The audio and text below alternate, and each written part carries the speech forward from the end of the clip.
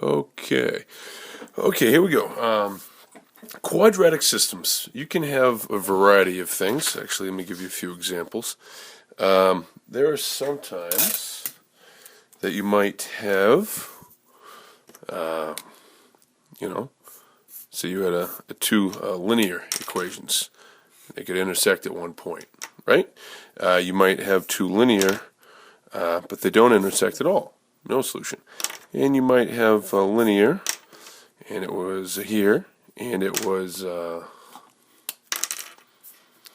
there again. And there'd be infinite solutions, right? Then you get into things where they're quadratic. You might have a quadratic equation and a linear. Well, there are now 2 points of intersection. You might have a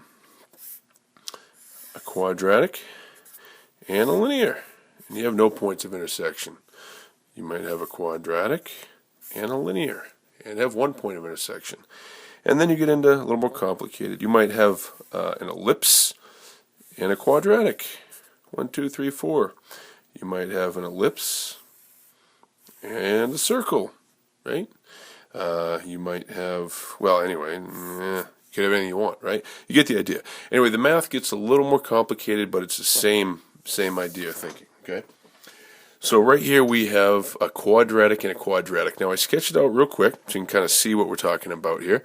If you had a graphing calculator, you could find out the decimal approximations, but right now we're going to go for the radical or the exact answers. Okay? So, step 1.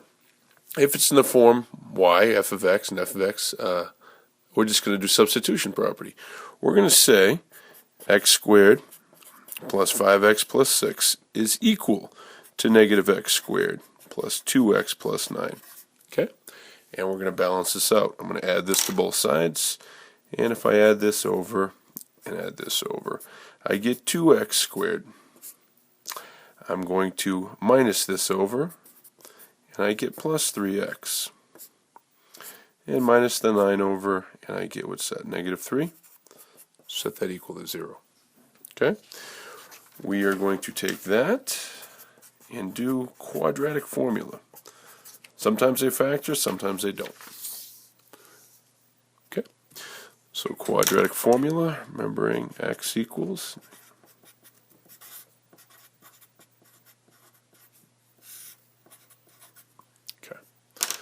so negative b. So I get negative 3 plus or minus the square root of b squared.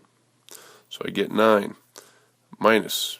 Now I always write down the 4ac so I don't make a mistake. 4ac. Let's see, negative 24, right? Well, negative 24, that's 33, right?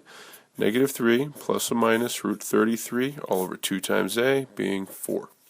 Okay? Now, those are two possibilities. Let me show you what that really means, though. Obviously, the smaller possibility, negative 3 minus root 33 fourths, should be on the left, right? And the negative 3 plus root 33 fourths should be on the right. Okay? So let's just look here for a second.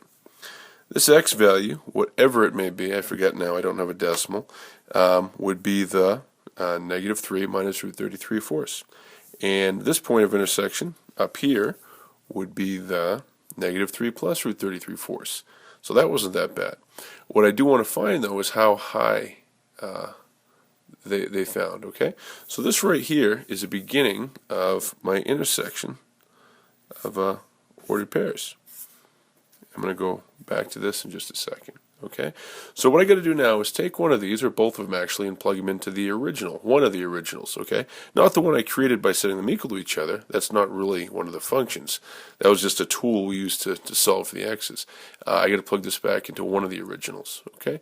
So if we look at this one right here, let's say I want to go into this right here, okay? So here we go.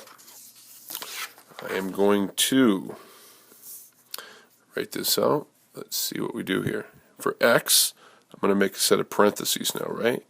Squared plus 5, okay, plus 6. Now what I'm going to do is I'm going to plug in that one. I'm doing the one on the left, right? So negative 3 minus root 33 fourths. Negative 3 minus root 33 fourths. Negative 3 minus root 33 fourths. and I'm going to do the math out. Now, this does get a little algebraically terrible, but you know, that's what it is. So, remember, we're going to square the numerator and the denominator. So when I square the numerator, that's definitely a binomial, right? So we're going to square the first, double the product, square the last, or if you don't like that, you can just write it out twice. If I square the first term, that's definitely a 9, right? So I get a 9. Double the product, well, -3 times -1 is +3. Doubled is 6, right? So I get 6 root 33. And I square the last, and I get plus 33. And I square the 4, and I get 16. Okay? Makes sense, right? Now, over here, I'm just going to distribute first, so I get plus a -15, a -5 root 33 fourths. And then I get plus 6. Okay? Now I'm just going to clean up little bits and pieces at a time. 9 and 33, let's see, that's 42, right? So now I have 42 plus 6 root 33 all over 16. Now I need a common denominator here. So technically, I'll go like this to be nice. Technically it's going to be 16, right? So I'm going to multiply the top and bottom by 4. And that's really giving me the common denominator. So I'm going to say plus 4 here. Now when I distribute this 4 into this amount, I get -60. And I get -20 root 33. And then over here, 24 fourths gives me the value of 6. Does that make sense so far? Oh, I'm sorry, I forgot to write a 16. That's my fault. And I wasn't paying attention, I'm sorry. That's 16 now, right? I didn't mean that. I meant 96 sixteenths. 96 sixteenths. Now we're better. Okay, the value of 6, 96 sixteenths. So I'm going to do this math out now. I have a common denominator of 16. And all I'm going to do is take care of the top. Okay, let's see. I have a 42 and a -60 and a 96. Well, let's do 96 and 42.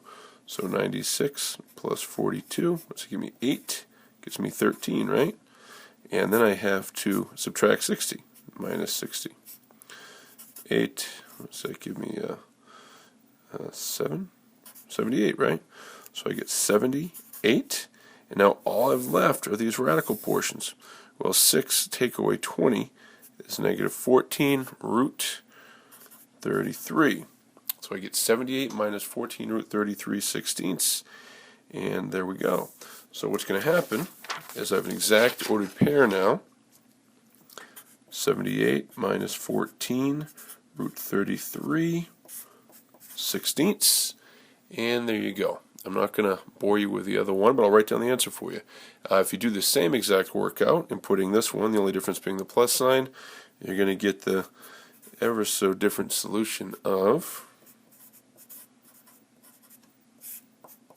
that. And those would be, again, the exact locations for the solution. And we're good. Okay, so again, this one is this one. And this one is this one. Okay? Good job.